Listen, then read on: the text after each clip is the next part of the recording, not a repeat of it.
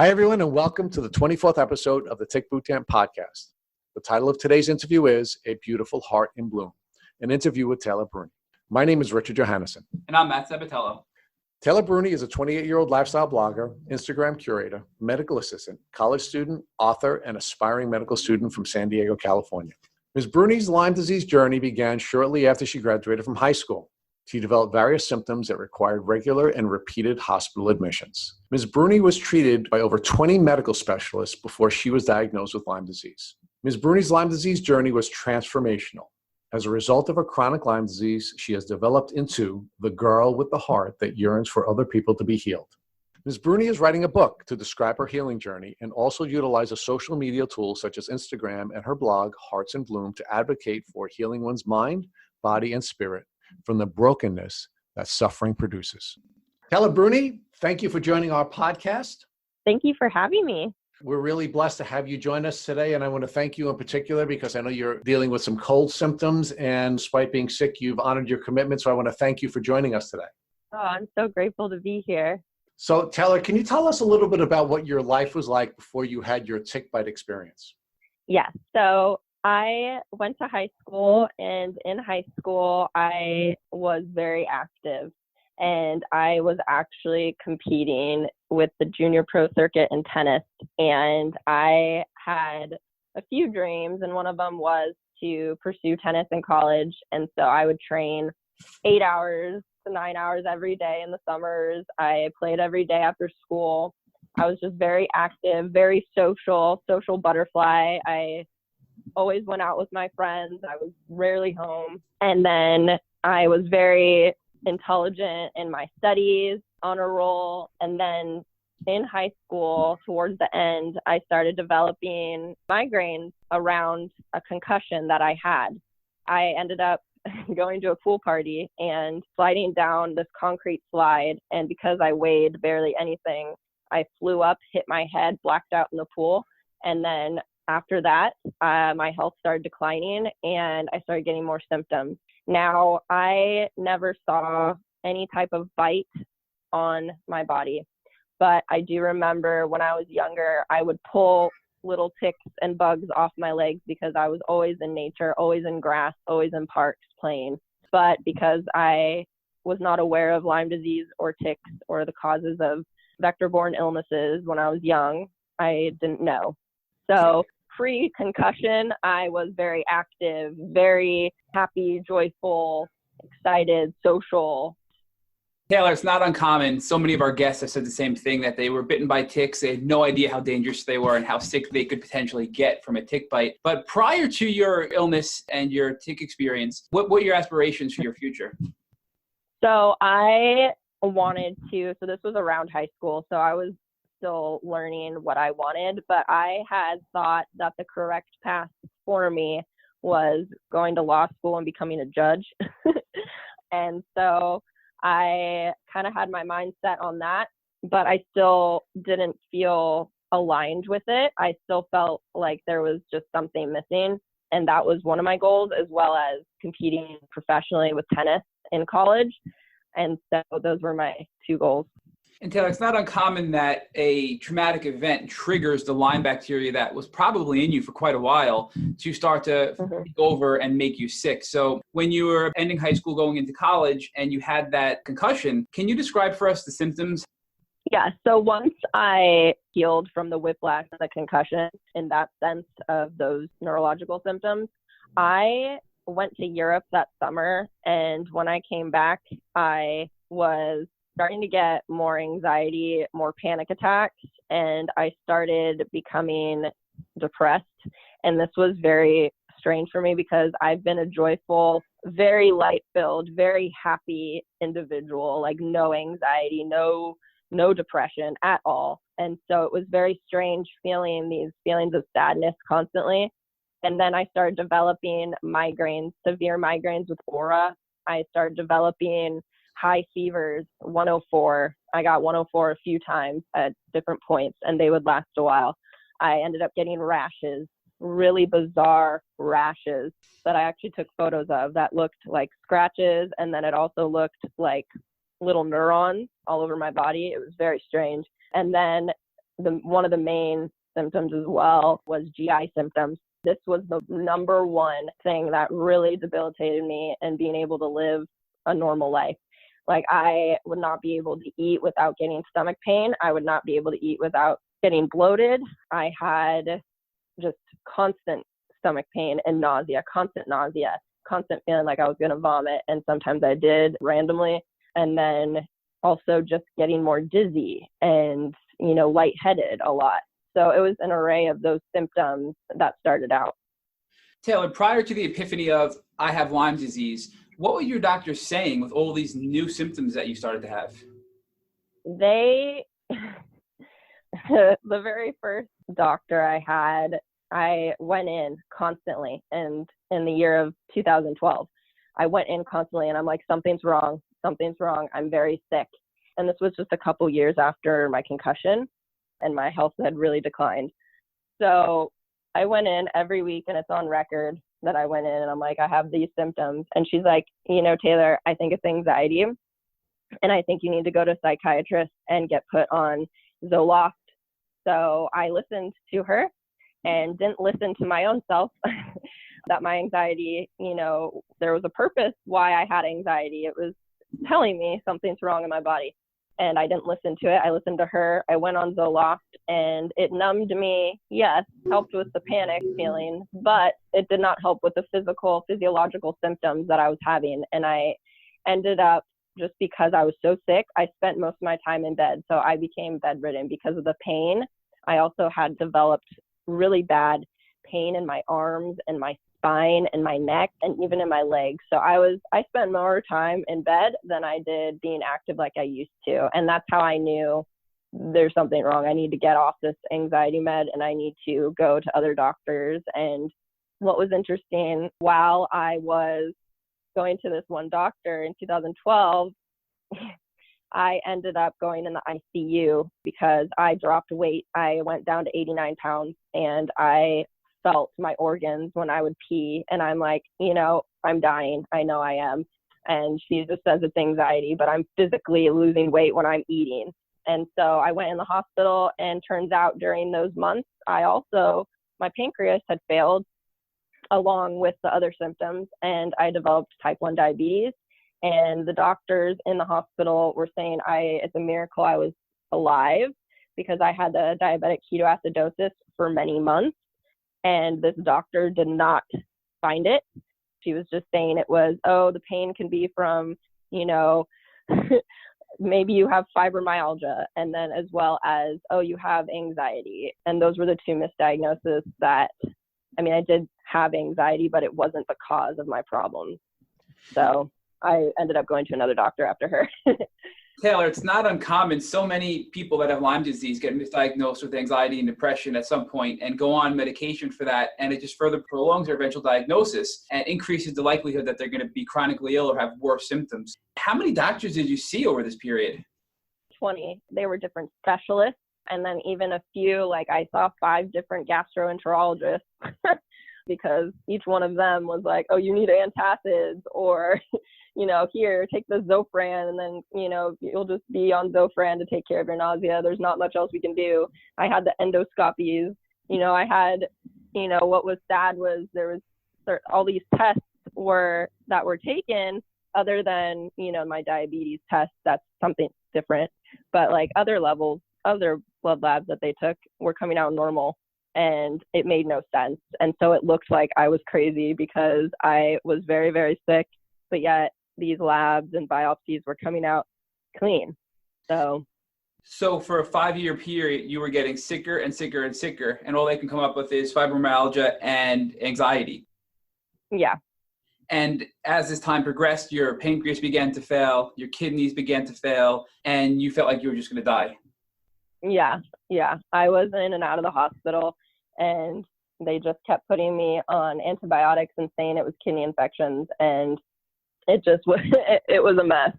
So I just finally went, after all these doctors in Western medicine, I finally was told to try integrative medicine and try more alternative, because they actually run different tests. They think outside of the box. And that is a benefit of going to an alternative doctor who practices integrative medicine, is because they think outside the box of what your, typical med school student learns. And that's where the benefit was for me, is they thought outside the box. They knew exactly that it was some type of vector-borne tick disease. So they tested me for it. So 5 years in, you finally got a Lyme disease diagnosis from an integrative doctor. Yes. And at that point, how did you feel? Did you feel relief? Did you realize how bad Lyme could be? What were your feelings at that point? So by that point, because I had been bedridden, sick, my entire life that I had before was completely stripped away. People left my life. Everything just fell apart. Like nothing was the same. It literally, my life fell to ashes. And then getting this diagnosis completely made me feel relief. And usually people, normal people don't feel relief when they're diagnosed with these like huge diseases. But I felt relief, and I knew now that I have, an answer, we can appropriately attack it and go after it and proactively heal from it. So that was my mindset. And after that, each time that, a lab result would be like, oh, you have this autoimmune disease. Oh, you have this nervous system issue, I would feel relief.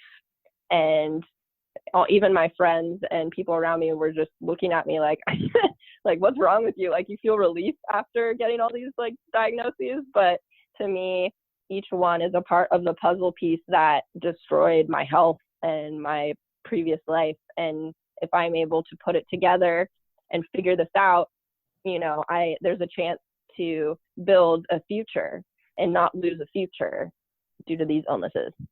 Taylor, so working with this integrative doctor, what was your treatment protocol? So my first year, right after I got diagnosed with the integrative doctor, I was on a year Lyme treatment from January 2014 to January 2015. And I got taken off of the RX antibiotics by that time. So my last antibiotics were at the end of 2013.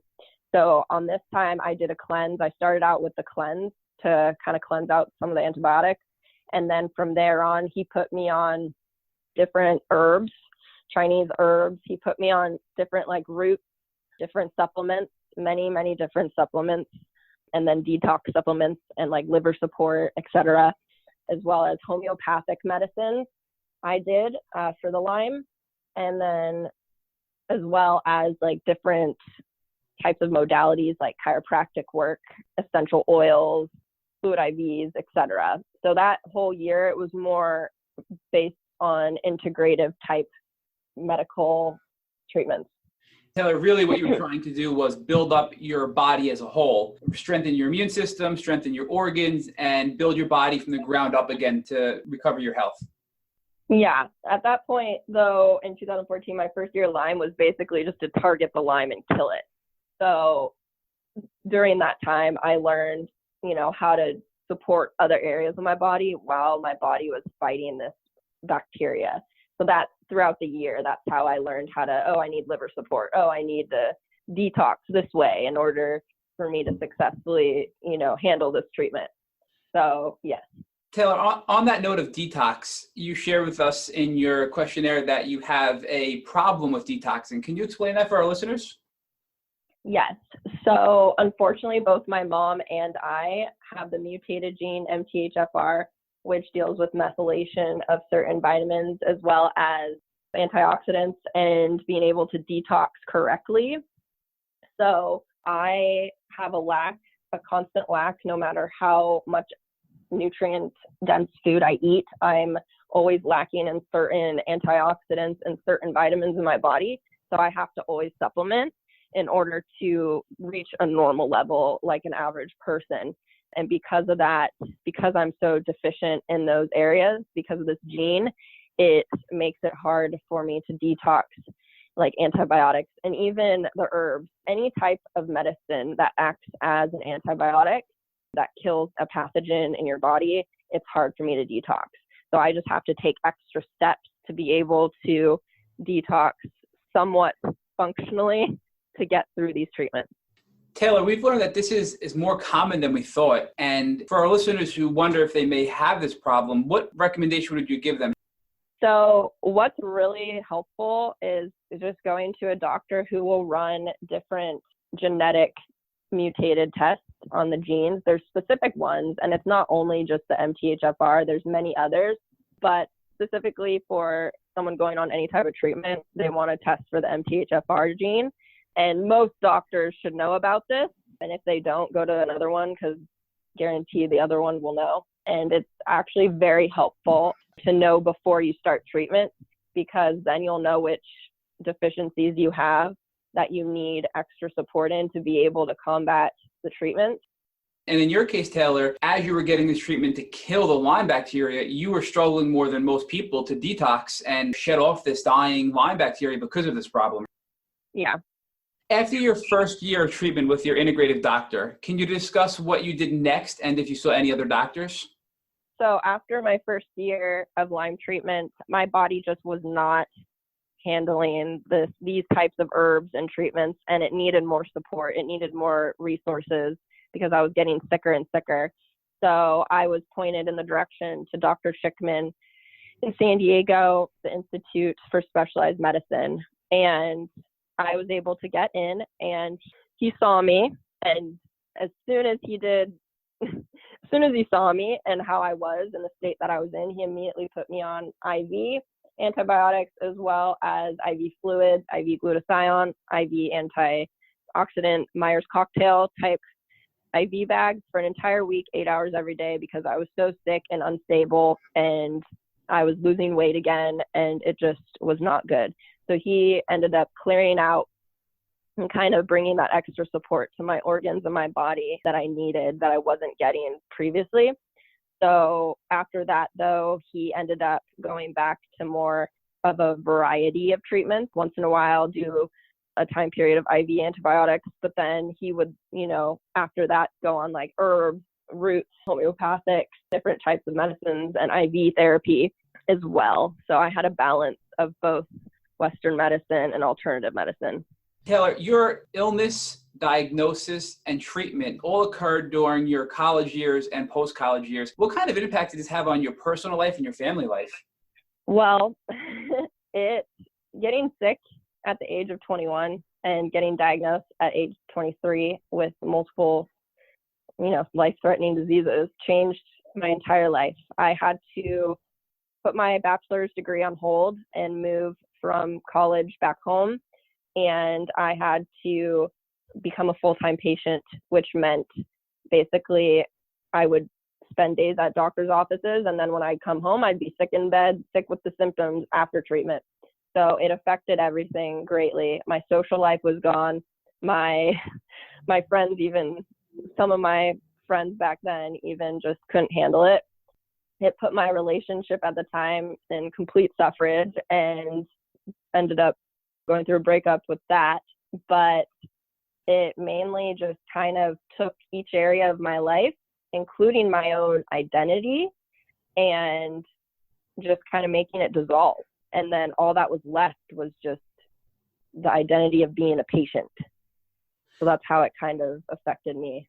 When all was said and done, and looking back where you are today, how much do you think you spent on all of your treatment and your medical bills?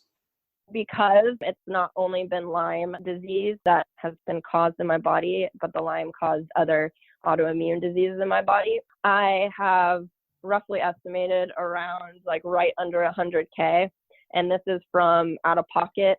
This is, from my dad, from my stepmom, from me, my mom, and then from me. Even though I had to move away from college, I still kept jobs. I still worked even through the pain and the symptoms, so that, this burden could be equally transferred through my family, that we could carry it together. And so, yeah, many years of just money just being flooded to all these doctors' prescriptions and everything. But one thing I am grateful for is one of my friends back then knew how much my family was struggling with this. And so she created this Indiegogo campaign for my treatment and to help with funds. And we were able to raise $5,000, and I was able to contribute that to my first year of Lyme treatment. But after that, everything else was out of pocket and co-pays from insurance. Taylor, how are you today? After Lyme treatment, I went in remission in 2017. So I stopped treatment 2017 and I gave my body a break because I felt like that was what was needed. And so during that time, I got my blood tested twice and most recently as well to verify. But my Lyme disease, there's no trace in my blood whatsoever. Not one band of Lyme is in my blood. And so I am completely healed of Lyme. But even though that is a miracle and I'm so grateful and it's the best thing, the Lyme caused damage in my body, meaning it made my body suffer to the point where I developed different autoimmune diseases. I developed different cysts and masses in my body. And what I'm dealing with now in 2019, and it's been 10 years since I got my concussion that I started getting sick, I am currently dealing with the management of the post-Lyme damage, meaning trying to get rid of the masses that are in my body from the Lyme treatment, and as well as managing all these different types of diseases while living a life that's close to normalcy, meaning like working full time and still doing my school and, trying to be active and social. So I'm just learning how to manage those diseases that were developed after my Lyme, as well as get rid of certain imbalances and the masses. So Taylor, can you tell us a little bit about your transformation? What were the positive things that have come out of this journey? Well, the main one, one of the main ones, just being able to, find myself, find my strength and who I am, truly learn who I am and my identity, as well as my calling on my life and my purpose here, and being able to find the passion through the pain of what I've experienced, the passion that will fuel my purpose of wanting to become a doctor and wanting to make changes in the medical community and bringing awareness, because I've been a patient. I've been to the depths of hell as a patient. I know exactly what goes through a patient's mind. So I know how I can help patients with the things that I wasn't helped with and the things that I was helped with. And one of the many things that was a positive that came out was being able to find this passion of wanting to become a doctor, as well as another amazing thing is just being able to meet so many people. I've connected with so many incredible, strong heroes that no one would even realize that they're looking at someone who's battled this.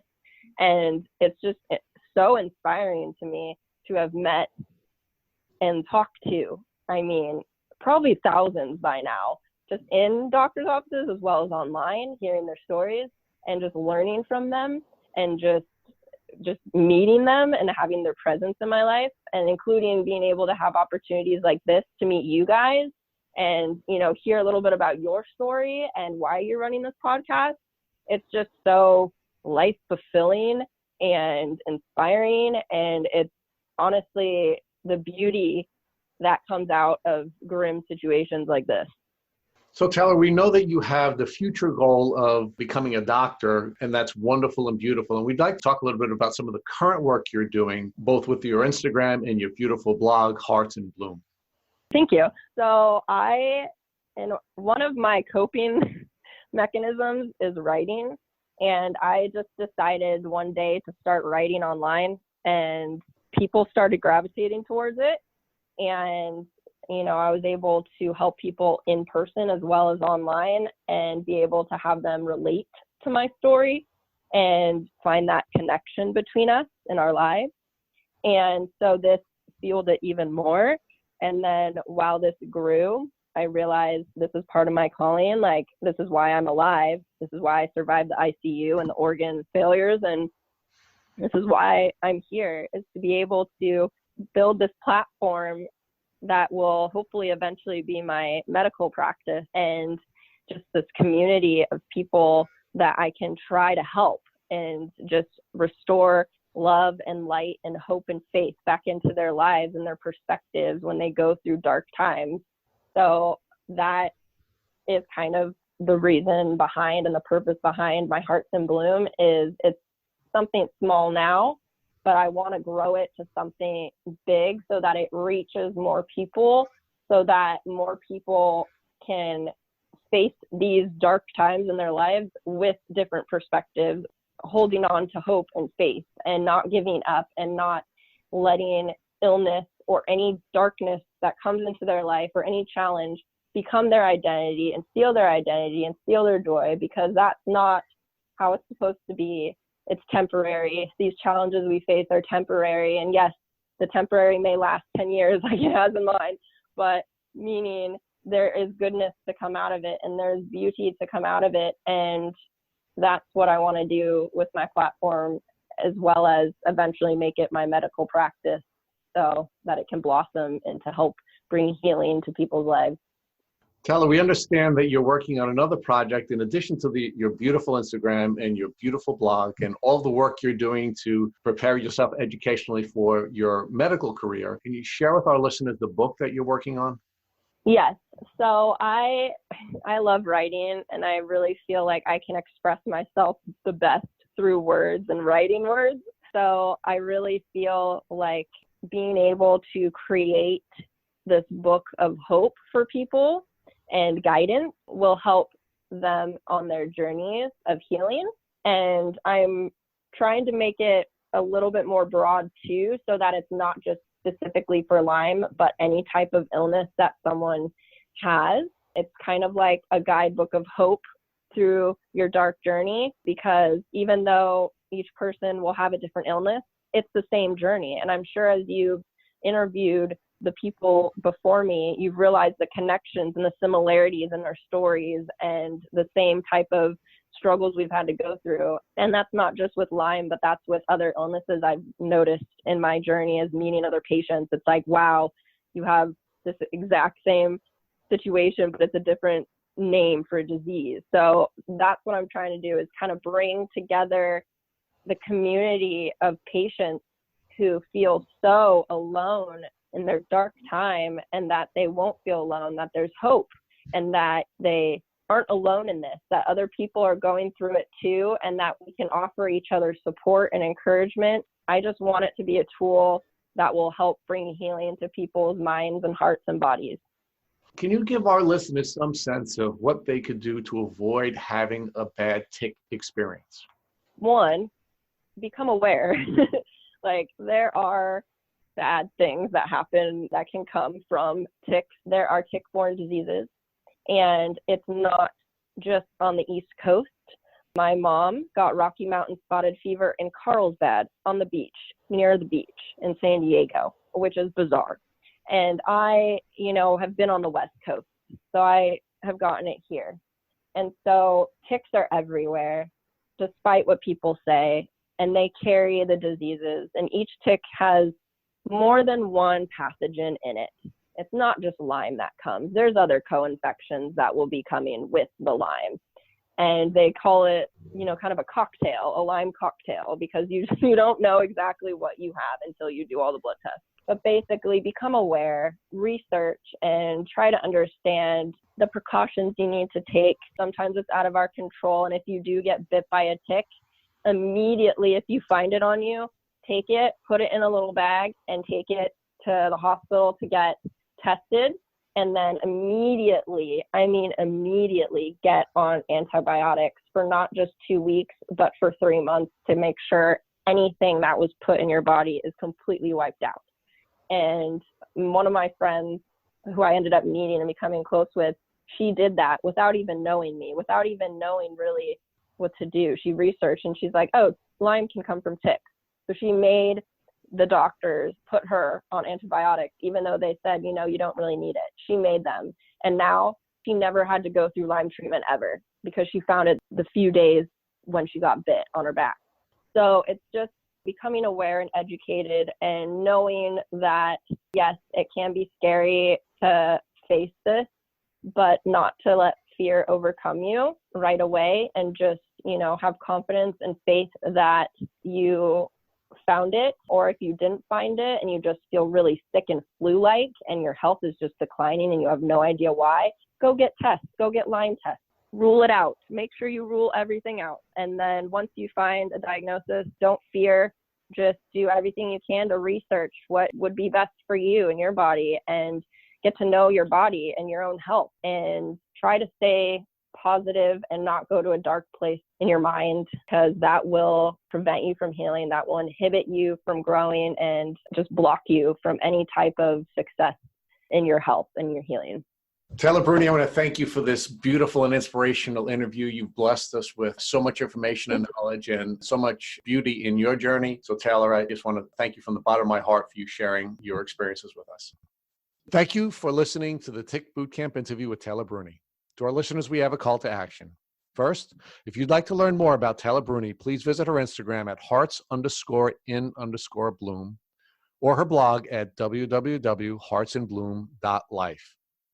Second, if you enjoyed this episode of the Tick Bootcamp podcast interview with Taylor Brune, please share it with your friends by using the social media buttons at the bottom of our post. Third, please don't forget to subscribe to this podcast on iTunes, Google Play Music, or Spotify to get the automatic episode updates for our Tick Bootcamp podcast.